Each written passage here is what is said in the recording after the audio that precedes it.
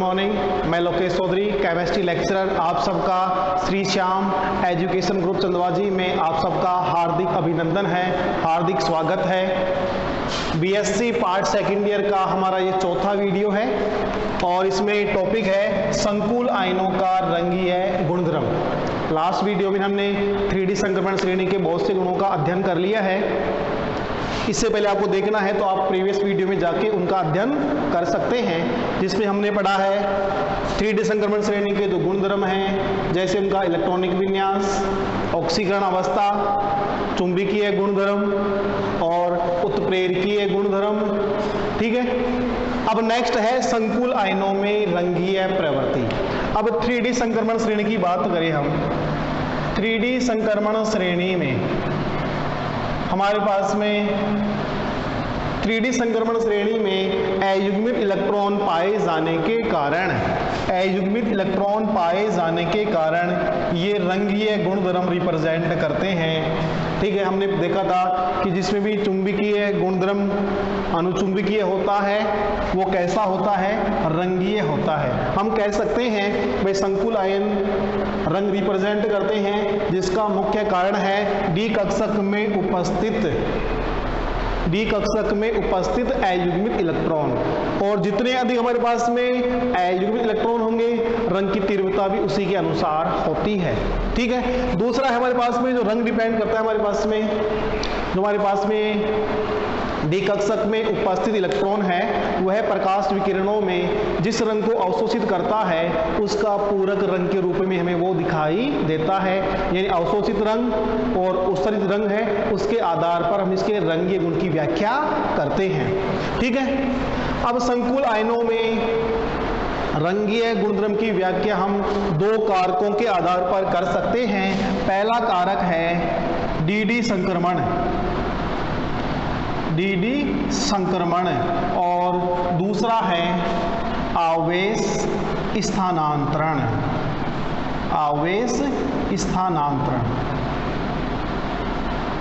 D संक्रमण और आवेश स्थानांतरण। सबसे पहले हमारे पास में डी संक्रमण क्या होता है। डी संक्रमण की व्याख्या हम CFT सिद्धांत के आधार पर करते हैं।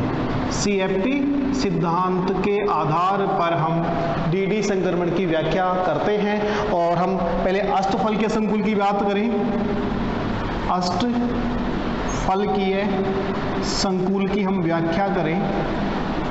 हमारे पास में ये डी कक्षक हैं।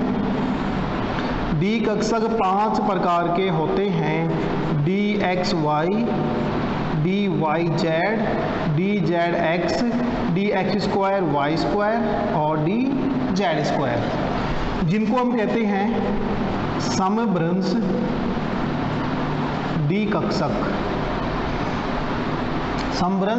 डी कक्षक। जब ये कक्षक किसी लिगेंड के संपर्क में आते हैं,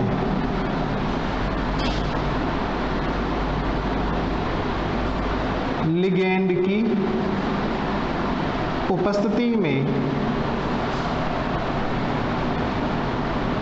अष्टफलकीय संकुल में डी कक्षकों का विपाटन।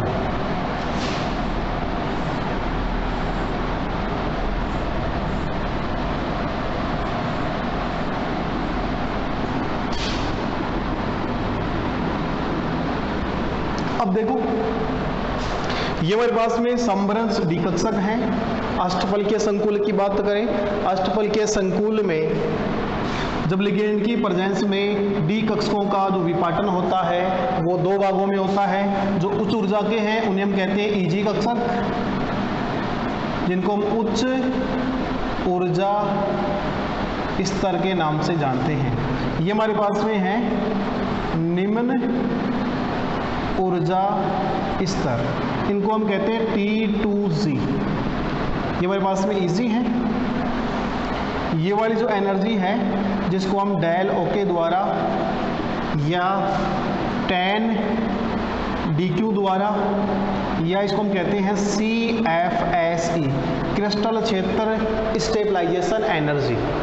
ठीक है, ये हमारे पास में होता है 0.6 डेल ओ माइनस 0.4 डेल ओ। ठीक है, यहाँ से लेके यहाँ तक और यहाँ से लेके यहाँ तक, इसको हम +6 dq माइनस 4 dq के रूप में रिप्रेजेंट कर सकते हैं। ये हमारे पास में अष्टफलकीय संकुल के लिए, अष्टफलकीय संकुल को हम CFT के माध्यम से समझेंगे। जैसे हमारे पास में फॉर एग्जांपल है FeH2O6 +3 संकुल यौगिक है, वो गहरे बैंगनी रंग का होता है। कैसे होता है वो देखो। अब देखो इसमें क्या होता है हमारे पास में, जैसे मान लो इस संकुल के अंदर Fe कौन सी स्थिति में, Fe+3 स्थिति में है। Fe का कौन सी स्थिति में, +3 की स्थिति में है। तो इसका विन्यास क्या होगा, 3d6 4s2 होता है, तो 3d5 और 3d5 4s0, 3d6 4s2, ये इसका विन्यास होता है। अब देखो सबसे पहले हमारे पास में क्या होता है, इसको हम समझे कि हमारे पास में यहाँ पे कोई एक अयुग्मित इलेक्ट्रॉन है, यहाँ पे कोई एक अयुग्मित इलेक्ट्रॉन यहाँ पे प्रेजेंट है। अब क्या होगा, इस इलेक्ट्रॉन को हम भरेंगे, ये इलेक्ट्रॉन यहाँ भरा जाएगा। ठीक है, इस इलेक्ट्रॉन को हमने निम्न ऊर्जा स्तर में भर दिया। अब क्या होता है देखो, यह इलेक्ट्रॉन प्रकाश विकिरणों की यानी कि दृश्य क्षेत्र से प्रकाश विकिरणों का अवशोषण करके, अब हमारे पास में जो दृश्य क्षेत्र है, बेनी, आहे, पिनाला या वीबी रॉय, बेनी, आहे, पिनाला, हमारे पास में जो दृश्य क्षेत्र होता है उसमें ये रंग होते हैं। इनमें से किसी भी एक रंग को अवशोषित करता है, यानी दृश्य क्षेत्र में प्रकाश विकिरणों का अवशोषण करके यह इलेक्ट्रॉन निम्न ऊर्जा स्तर से उच्च ऊर्जा स्तर में संक्रमित करता है। यानी कि यह इलेक्ट्रॉन डी कक्षक से कहाँ जा रहा है, डी कक्षक में जा रहा है, निम्न ऊर्जा स्तर से उच्च ऊर्जा स्तर में गमन करता है। कैसे गमन करता है, यानी कि हमारा जो दृश्य क्षेत्र है, दृश्य क्षेत्र में प्रकाश विकिरणों का अवशोषण करके, यानी hν, प्रकाश विकिरणों का अवशोषण करके यह इलेक्ट्रॉन T2g कक्षक से Eg कक्षक में संक्रमण करता है। और ये भी हमारे पास में डी कक्षक है, ये भी हमारे पास में क्या है, डी कक्षक है, जिसको हम कहते हैं dd संक्रमण है। ठीक है, ये इलेक्ट्रॉन यहाँ चला गया। अब यहाँ जाने के बाद में यह इलेक्ट्रॉन स्टेबल नहीं होगा, यह वापस अपनी मूल अवस्था में आएगा, और वापस मूल अवस्था में आने पर यह प्रकाश विकिरणों का उत्सर्जन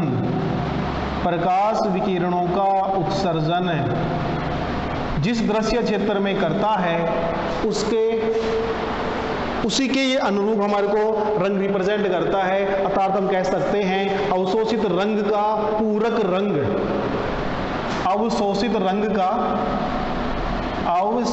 रंग का पूरक रंग दिखाई देता है। अवशोषित रंग का पूरक रंग हमें दिखाई देता है, जिसे हम dd संक्रमण के नाम से जानते हैं। यानी संकुल आयनों में किस प्रकार रंग रिप्रेजेंट होता है, हमारे पास में Cu+2 है, वो नीला रंग होता है। कैसे देता है, तो उनकी व्याख्या हम dd संक्रमण के आधार पे करते हैं। यानी कि dd संक्रमण से तात्पर्य ये है कि हमारे पास में जो डी कक्षक होते हैं 5 प्रकार के होते हैं, dxy, dyz, dzx, dx2, y2, dz2। ये हमारे पास में मूल अवस्था में, हमारे पास में लिगेंड की एब्सेंसी में ये डी कक्षक समान होते हैं। इनमें हम इलेक्ट्रॉन भरते हैं, हुंड व पाउली के नियम से भर देते हैं। लेकिन लिगेंड की संपर्क में आ जाए, संकुल यौगिक है, लिगेंड की संपर्क में आता है, तो लिगेंड जब हमारे सेंट्रल मेटल आयन की ओर बढ़ता है तो अष्टफलकीय संकुल में वह अक्षों के सहारे बढ़ता है। 3 प्रकार के अक्ष होते हैं, एक्स वाई जेड, अक्षों के सहारे बढ़ता है। अब ये दो जो कक्षक हैं इजी के अंदर D X square Y square और डी जेड स्क्वायर, इनकी पालियां अक्षों पर प्रेजेंट होती हैं। इन 3 कक्षों की d x y, d y z, d z x, इनकी पालियां अक्षों के मध्य स्थित होते हैं। तो यहाँ इन दोनों कक्षों पर रिपल्सन क्या लगता है, ज्यादा लगता है, प्रतिकर्षण ज्यादा लगता है। यहाँ पे प्रतिकर्षण क्या होता है, कम होता है। प्रतिकर्षण ज्यादा होने के कारण ये दो भागों में डिवाइड हो जाता है, इजी और T2Z। जो हमारे पास में इजी है वो उच्च ऊर्जा स्तर है, जो T2Z है वो निम्न ऊर्जा स्तर होता है। अब बात आती है इलेक्ट्रॉन भरने की। अब इलेक्ट्रॉन यहाँ पे है, अब हमारे पास में लिगेंड चाहे प्रबल हो या दुर्बल हो, वो इलेक्ट्रॉन यहाँ ही भरा जाएगा सबसे पहले निम्न ऊर्जा स्तर में। फिर बात आती है हमारे पास में, अब देखो ये इलेक्ट्रॉन है, ये इलेक्ट्रॉन क्या करेगा, हमारे पास में डी संक्रमण कैसे होता है, यह इलेक्ट्रॉन दृश्य क्षेत्र से प्रकाश विकिरणों का अवशोषण करके, यानी दृश्य क्षेत्र से किसी भी प्रकाश को क्या करेगा, ये अवशोषित करेगा। अवशोषित करने से यह ऊर्जा ग्रहण, ये इलेक्ट्रॉन क्या करेगा, ऊर्जा ग्रहण कर ले, तो हमारे पास में क्या होगा, ये निम्न ऊर्जा स्तर से उच्च ऊर्जा स्तर में गमन करता है। अर्थात T2Z से EZ में क्या करता है, ये गमन करता है। और T2Z से EZ में गमन करने पर हमारे पास में क्या होता है, DD संक्रमण होता है। और DD संक्रमण होने के कारण ये जो हमारे पास में 3D संक्रमण श्रेणी के एलिमेंट्स हैं संकुल आयनों में अपना रंग रिप्रेजेंट करते हैं। अब यहाँ इस अवस्था में ये स्टेबल नहीं है, ठीक है। वापस मूल अवस्था में आने पर प्रकाश विकिरणों का उत्सर्जन जिस दृश्य क्षेत्र में करता है उसके अवशोषित रंग का पूरक रंग हमें दिखाई देता है, जिसको हम DD संक्रमण के नाम से जानते हैं। फॉर एग्जाम्पल देखो Fe2S6 जो हमारे पास संकुल है, ये गहरे बैंगनी रंग का होता है। कैसा होता है, ये गहरे बैंगनी रंग का होता है। क्यों होता है, क्योंकि हमारे पास में संकुल के अंदर जो इलेक्ट्रॉन है वो दृश्य क्षेत्र से हरे रंग के प्रकाश विकिरणों का अवशोषण करके निम्न ऊर्जा स्तर से उच्च ऊर्जा स्तर में क्या करते हैं, गमन करते हैं। और यहाँ गमन करने के बाद में यह अपनी मूल अवस्था में आने पर प्रकाश विकिरणों का उत्सर्जन दृश्य क्षेत्र के जिस रंग में करते हैं उसका जो पूरक रंग है, यानी हमारे पास में जो बैंगनी रंग है वो हरे रंग का क्या है, पूरक रंग है। और पूरक रंग हमें क्या करता है, दिखाई देता है। जैसे हमारे पास में कॉपर सल्फेट का विलयन है, उसको हम उसका जल में विलयन बनाते हैं, कैसा होता है, वो नीले रंग का होता है, ठीक है। अब दूसरा हमारे पास में है DD संक्रमण हो गया है। दूसरा है आवेश स्थानांतरण। आवेश स्थानांतरण,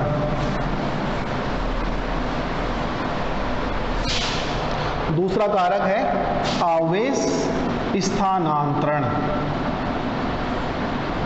आवेश स्थानांतरण, देखो हमारे पास में KMnO4 जिसको हम लाल-2 कहते हैं, पोटेशियम परमैंगनेट है। यहाँ पे हम मैग्नीज की अवस्था निकालें, +1 x - 8 = 0, x - 7 = 0, x = 7, यानी कि यहाँ पे ये Mn+7 है, ठीक है। और Mn+7 के अंदर इसका विन्यास क्या होता है, 3d0 4s0। और जिसमें भी डी कक्षक में या जिस भी हमारे पास में संकुल आयन हो या हमारे पास में कोई भी संक्रमण श्रेणी का एलिमेंट्स हो जिसका विन्यास D0 या D10 होता है, वो कैसा होता है, रंगहीन होता है। कैसा है, तो वो कलरलेस होता है।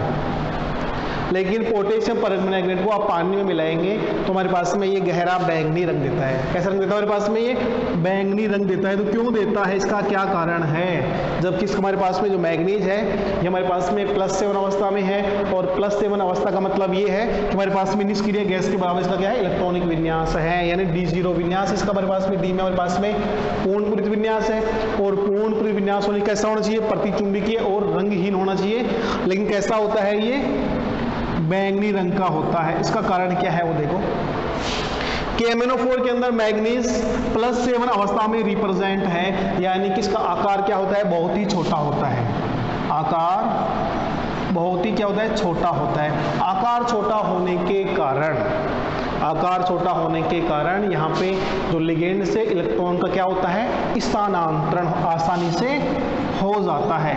इलेक्ट्रॉन का स्थानांतरण आसानी से हो जाता है और इस इलेक्ट्रॉन के स्थानांतरण के कारण ही हमारे पास में जो KMnO4 है ये बैंगनी रंग का होता है, जिसको हम आवेश स्थानांतरण के नाम से जानते हैं। दूसरा हमारे पास में K2Cr2O7 -14 बराबर 0, x बराबर 6, यानी क्रोमियम 6। क्रोमियम 6, अब क्रोमियम 6 का विन्यास लिखे तो हमारे पास में क्या आएगा 3d0 4s0। ये भी कैसा होना चाहिए, रंगहीन होना चाहिए, लेकिन ये कैसा होता है, नारंगी रंग का होता है। कैसा होता है ये, नारंगी रंग का होता है। क्यों होता है नारंगी रंग का, इसका कारण भी क्या है, आवेश स्थानांतरण। इसका कारण क्या है, आवेश स्थानांतरण है। वही हमारे पास में क्रोमियम 6 है। क्रोमियम 6 का आकार क्या होगा, बहुत ही छोटा होगा। आकार छोटा होने के कारण यह लिगेंड से आसानी से इलेक्ट्रॉन क्या कर लेता है, ग्रहण कर लेता है। यानी इलेक्ट्रॉन यहाँ पे आसानी से क्या होगा, आकर्षित होगा। यानी यहाँ पे आवेश का या इलेक्ट्रॉन का क्या यहाँ क्या होगा, स्थानांतरण होगा।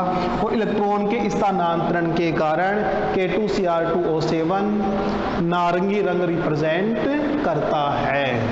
ठीक है, यानी कि संकुल आयनों में जो रंगीय गुणधर्म है इसकी बात करें, यानी संकुल आयन कैसे होते हैं, रंगीन होते हैं। रंगीन होने के कारण क्या है, क्योंकि यहाँ पे जो डी कक्षक है, डी कक्षक में अयुग्मित इलेक्ट्रॉन पाए जाते हैं और अयुग्मित इलेक्ट्रॉन पाए जाने के कारण यह रंगीय गुणधर्म रिप्रेजेंट करते हैं, जो डिपेंड करता है हमारे पास में प्रकाश विकिरणों का, तो दृश्य क्षेत्र से प्रकाश विकिरणों का जो अवशोषित रंग और पूरक रंग है उसके ऊपर इनका रंग निर्भर करता है, जिसकी व्याख्या हम दो कारकों के आधार पर करते हैं। पहला कारक हमारे पास में है डी संक्रमण, दूसरा कारक हमारे पास में आवेश स्थानांतरण। डी संक्रमण की बात करें, डी संक्रमण में क्या होता है हमारे पास में, डी संक्रमण की व्याख्या हम CFT सिद्धांत के आधार पर करते हैं। और CFT सिद्धांत हमारे पास में जो CFT सिद्धांत है उसमें अष्टफलकीय है और चतुष्फलकीय संकुल है, उन दोनों की व्याख्या हम अलग अलग कर सकते हैं। अगर हम चतुष्फलकीय संकुल या अष्टफलकीय संकुल लेते हैं, अष्टफलकीय संकुल में क्या होता है, जब हमारे पास में कोई भी सेंट्रल मेटल आयन है जिसके संपर्क में कोई लिगेंड आता है, तो लिगेंड में आने पर जो हमारे पास में समरस डिकक्षक हैं उनका विपाटन हो जाता है दो भागों में, एक हमारे पास में T2G और दूसरा हमारे पास में है EG। ठीक है, T2G और EG। अब हमारे पास में जो इलेक्ट्रॉन है T2G से EG के अंदर संक्रमित करता है, जिसे हम कहते हैं डी संक्रमण। और डी संक्रमण के अंदर हमारे पास में रंगीय गुणधर्म है, वो डिपेंड करता है कि जो अवशोषित रंग है उसका पूरक रंग हमें दिखाई देता है। इसके लिए हमारे पास में क्या है, देखो हमारे पास में जो दृश्य क्षेत्र है, दृश्य क्षेत्र के अंदर हमारे पास में विभव, वहाँ से प्रकाश विकिरणों को किसी रंग को क्या करेंगे, अवशोषित करेंगे। और अवशोषित करने के पश्चात हमारे पास में T2G कक्षक से इलेक्ट्रॉन कहाँ जाएगा, EG कक्षक में। ठीक है, यानी D से कहाँ जा रहा है, D में जा रहा है, जिसे हम कहते हैं DD संक्रमण। अब वापस मूल अवस्था में आएगा, तो मूल अवस्था में आने पर वह इलेक्ट्रॉन जो प्रकाश विकिरणों को अवशोषित किया था, अब क्या करेगा, वहाँ पे दृश्य क्षेत्र में प्रकाश विकिरणों का क्या करेगा, वो उत्सर्जन करता है। और उत्सर्जन का मतलब ये है कि जिस जो रंग इसने ग्रहण किया है उसका पूरक रंग हम वो क्या करता है, उत्सर्जित करता है, तो उसी के आधार पे हमें रंग दिखाई देता है। जैसे हमारे पास में एग्जाम्पल था FeH2O6, इस संकुल की हम बात करते हैं। ये हमारे पास में ये है टाइटेनियम स्कैंडियम,